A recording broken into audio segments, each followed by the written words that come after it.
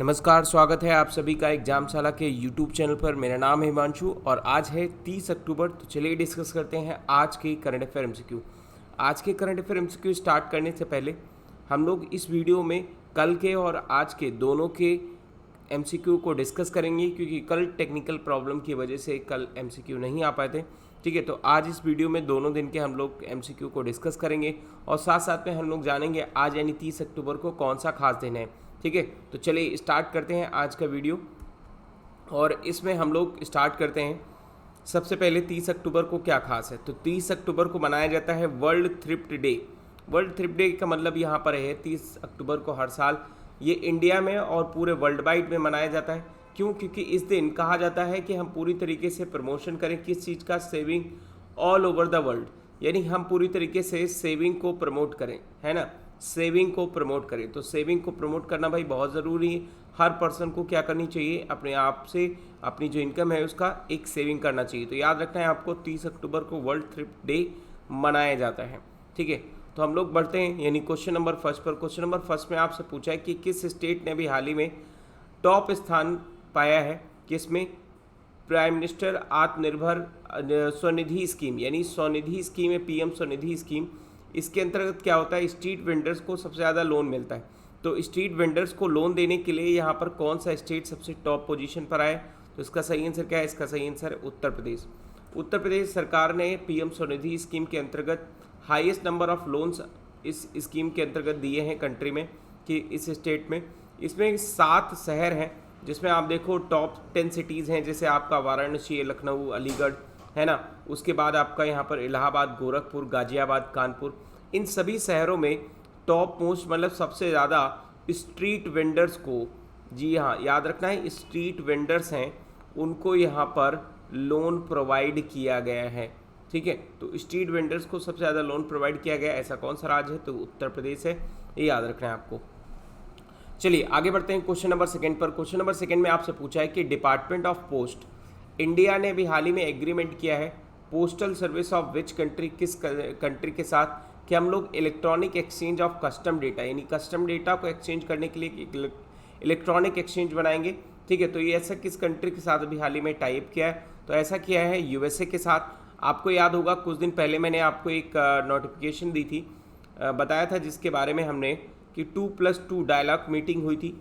2+2 dialogue meeting, इसमें आप देखोगे यूएस और इंडिया के जो डिफेंस मिनिस्टर और प्लस एक्सटर्नल मिनिस्टर मिले थे। तो इसी मीटिंग को कहा जाता है 2+2 डायलॉग मीटिंग। और इसी में अभी हाल ही में एक एग्रीमेंट साइन हुआ है, जिस एग्रीमेंट को आप कहते हैं यानी क्या, इलेक्ट्रॉनिक एक्सचेंज हुआ है। किस चीज़ का इलेक्ट्रॉनिक एक्सचेंज हुआ है? तो कस्टम डेटा, यानी जो हमारा इम्पोर्ट और एक्सपोर्ट होता है तो उसका एक इलेक्ट्रॉनिक एक्सचेंज होगा, किसके बीच में? इंडिया और यूएस के बीच में। ठीक है, इंडिया और यूएस के बीच में। तो इससे क्या होगा? इससे क्या होगा कि हमारा जो इंपोर्ट एक्सपोर्ट है यानी कस्टम डेटा है, इस सारी चीज़ों में पूरी तरीके से ट्रांसपेरेंसी आएगी और साथ साथ में हमारा जो एक्सचेंज है दोनों कंट्रियों के बीच में वो काफ़ी तेज़ी से बढ़ेगा। ठीक है, तो ये चीज़ याद रखना है। Department of post and United states के बीच में अभी हाल ही में पोस्टल सर्विस के लिए एक एग्रीमेंट साइन हुआ है। ठीक है, और इंडिया और यूएस के बीच में। चलिए आगे बढ़ते हैं क्वेश्चन नंबर 3 पर। क्वेश्चन नंबर 3 में आपसे पूछा है कि इस बुक में बताना है आपको, इस क्वेश्चन में, कि एक बुक है जिसका नाम है night of restless spirit story from the 1984। ठीक है, तो ये बुक किसके द्वारा लिखी गई है आपको बताना है। इसका सही आंसर क्या है? सबरप्रीत सिंह। जी हाँ, सबरप्रीत सिंह। इन्होंने इस बुक में 1984 के बारे में जो सिख राइट्स हुए थे उसके बारे में यहाँ पर लिखा है। ठीक है, तो आपको बस बुक का नाम याद रखना है और उनके बारे में किसने लिखी है, सबरप्रीत सिंह। इनको अभी हाल ही में रिलीज किया गया है। ठीक है, बस इतना याद रखना है आपको। नेक्स्ट आगे बढ़ते हैं क्वेश्चन नंबर 4 पर। क्वेश्चन नंबर 4 में आपसे पूछा है कि विच बैंक, अभी हाल ही में किस बैंक के साथ अभी पार्टनरशिप किया है? नॉन बैंकिंग फाइनेंशियल कंपनी, यानी कौन सी बैंक है जिसने भी हाल ही में पार्टनरशिप की है, किसके साथ? आईआईएफएल के साथ। आईआईएफएल क्या है? तो ये एक एनबीएफसी है ना, इसके साथ अभी हाल ही में टाइप किया है। टाइप किस लिए किया कि भैया हम रिटेल गोल्ड लोन एसेट्स को क्या करेंगे, मैनेज और उसकी सोर्सिंग के लिए यहाँ पर टाइप किया है। तो ऐसा कौन सा बैंक है? ऐसा बैंक है आपका यहाँ पर याद रखना है सीएसबी बैंक। जी हाँ, सीएसबी बैंक एक प्राइवेट सेक्टर का लेंडर प्राइवेट सेक्टर का बैंक है, जिसने भी हाल ही में, जिसका फुल फॉर्म आपको याद रखना है कैथोलिन सीरेन बैंक। ठीक है, इसने भी हाल ही में नॉन बैंकिंग फाइनेंशियल कंपनी है जिसका नाम है IIFL, और फाइनेंस के साथ इसने भी हाल ही में रिटेल गोल्ड लोन एसेट्स के लिए यहाँ पर सोर्सिंग और मैनेजिंग के लिए टाई अप किया है, इसके लिए MOU साइन किया है। ठीक है, तो बस इतना याद रखें आपको। आगे बात करते हैं क्वेश्चन नंबर 5 पर। क्वेश्चन नंबर 5 में आपसे पूछा है कि भी हाल ही में नासा और इसरो का एक सिंथेटिक प्रोग्राम है ना, जिसका नाम आपको यहाँ पर याद रखना है निसार। जी हाँ, निसार यानी नासा और इसरो का एक प्रोग्राम है जो किस ईयर में लॉन्च किया जाएगा। इंडिया और US के बीच में एक जॉइंटली प्रोग्राम है। तो इसका सही आंसर क्या है? इसका सही आंसर है 2022 में इसे लॉन्च किया जाएगा। निसार के अंतर्गत होगा क्या? निसार के अंतर्गत क्या होगा? एक यहाँ पर आप देखोगे सिंथेटिक एपर्चर राडार सैटेलाइट है, यानी एक तरीके से जो हमारी अर्थ है, तो अर्थ की जो एक नेचुरल प्रोसेस है, उसको एब्जॉर्ब करने के लिए, यहाँ पर सैटेलाइट लॉन्च किया जा रहा है, जिसका नाम आपको याद रखना है। उस सैटेलाइट का नाम क्या है? तो उसका नाम है निसार, और इसमें नासा और प्लस इसरो दोनों का कॉम्बिनेशन है, और इसे 2022 में लॉन्च किया जाएगा। ठीक है, इतना याद रखें आपको। चलिए आगे बढ़ते हैं क्वेश्चन नंबर 6 पर। क्वेश्चन नंबर 6 में आपसे पूछा है कि हाल ही में UN ग्लोबल क्लाइमेट एक्शन का अवार्ड 2020 में किसने जीता है? तो इसका सही आंसर क्या है? ग्लोबल हिमालयन एक्सपीडिशंस ने ये अवार्ड जीता है। किस लिए जीता है? कोविड-19 पेंडेमिक के दौरान आप देखोगे कि जो क्लाइमेट चेंज आ रहा था, उसको एफर्ट लगा के किस तरीके से टैकल किया गया है ना, किस तरीके से एनवायरनमेंट में बदलाव आया है। कोविड-19 पेंडेमिक के दौरान जो पॉज आया था, एक तरीके से मतलब सारी इकोनॉमी के जो एक्टिविटी थी वो बंद हो गई थी, इससे इकोनॉमी हमारी बहुत तेज़ी से रिवाइव हो रही थी। ठीक है, मतलब इन्वायरमेंट यहाँ पर बहुत तेज़ी से रिवाइव हो रहा था। ठीक है, और इसके लिए एक एफर्ट लगाया गया। ठीक है, तो इसके लिए आपको देखोगे ग्लोबल हिमालयन एक्सपीडिशन, इसको अवार्ड मिला है। ठीक है, चलिए आगे बढ़ते हैं क्वेश्चन नंबर 7 पर। क्वेश्चन नंबर 7 में आपसे पूछा है which state become first state in the country to fix floor price of vegetable rates to be effective from 1 November. तो ऐसा कौन सा यहाँ पर स्टेट है जिसने भी हाल ही में पूरी तरीके से जो वेजिटेबल्स हैं उनके लिए एक फिक्स फ्लोर प्राइस डिसाइड कर दिया है? तो ऐसा होना चाहिए। जैसे आप देखो, एक क्वेश्चन एग्जांपल बताता हूँ आपको। मिल्क है, तो मिल्क में क्या होता है? मिल्क का प्राइस पूरी तरीके से क्या होता है? फिक्स होता है। मिल्क प्राइस पर फिक्स होता है, तो जो हमारा फार्मर है जो मिल्क प्रोडक्शन में काम कर रहा है, तो वो सिर्फ और सिर्फ मिल्क को आप देखोगे मिल्क की क्वांटिटी बढ़ाने पर ध्यान देगा, ना कि प्राइस को बढ़ाने घटाने पर। यहाँ पर क्या होता है, जो वेजिटेबल होते हैं, तो वेजिटेबल में क्या होता है, यानी इसमें आप देखोगे तो कभी क्वांटिटी कम और ज़्यादा होने की वजह से मार्केट में प्राइस वो जो है कम और ज़्यादा होते हैं, प्राइस फ्लक्चुएट होते हैं। तो अब अगर स्टेट गवर्नमेंट क्या करती, मार्केट में प्राइस को क्या कर देती? फिक्स कर देती। तो पूरी तरीके से फार्मर किस पर ध्यान देंगे? तो पूरी तरीके से फार्मर वेजिटेबल के प्रोडक्शन पर ध्यान देंगे। ठीक है, तो इतना याद रखें आपको। खैर, तो इसको अभी हाल ही में किसने इंप्लीमेंट किया है? इसको इंप्लीमेंट किया है केरला ने। ठीक है, केरला ने भी हाल ही में पहला स्टेट ऐसा बन गया है कंट्री में जिसने वेजिटेबल के लिए 16 वैरायटी ऑफ वेजिटेबल है ना, इनको पूरी तरीके से फिक्स कर दिया है। और इसका ये स्कीम लॉन्च हो जाएगी कब से, मतलब एफर्ट में आना शुरू हो जाएगी 1 नवंबर 2020 से। तो बस इतना याद रखें आपको। आगे बढ़ते हैं, ये भी राज्य से क्वेश्चन है। किस स्टेट के CM ने भी हाल ही में धरनी पोर्टल लॉन्च किया? धरनी पोर्टल किसने लॉन्च किया ये आपको बताना है। तो इसका सही आंसर क्या है? इसका सही आंसर है तेलंगाना। ठीक है, तेलंगाना ने अभी हाल ही में वहाँ के जो CM है के चंद्रशेखर राव, उन्होंने भी हाल ही में धरनी पोर्टल लॉन्च किया है। और ये धरनी पोर्टल जो लॉन्च किया है, इसका सही आंसर क्या है? जो लैंड और प्रॉपर्टी है, इसका रजिस्ट्रेशन कराया जाए। भाई इसका रजिस्ट्रेशन ऑनलाइन हो। ठीक है, तो जितने भी लूप होल्स हैं उनको क्या किया जाए? रिड्यूस किया जाए। यही इस पोर्टल का क्या है? एम है।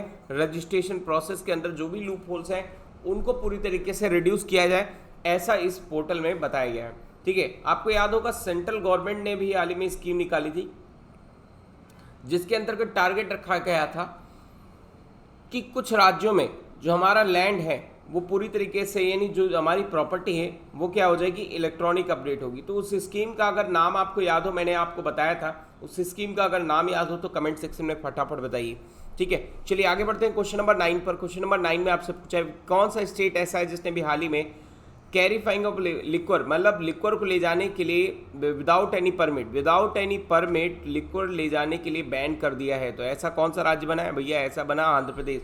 आंध्र प्रदेश में आप लिक्वर नहीं ले जा सकते हो, 26 अक्टूबर से